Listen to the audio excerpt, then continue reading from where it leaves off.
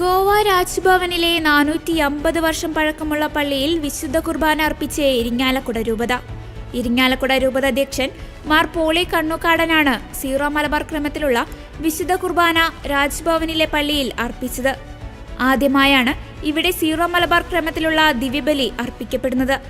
Goa governor PS Sreedharan പിള്ളയുടെ ക്ഷണപ്രകാരമാണ് 450 വർഷം പഴക്കമുള്ള ചാപ്പലിൽ വിശുദ്ധ കുർബാന അർപ്പിക്കുവാൻ ഇങ്ങനൊരു സുവർണാവസരം ഒരുങ്ങിയത്. നിരവധി പേരാണ് ദിവ്യബലിയിൽ പങ്കെടുക്കാനായി എത്തിയത്. വിശുദ്ധ കുർബാനയ്ക്ക് ശേഷം പൊതുസമ്മേളനവും ഉണ്ടായിരുന്നു.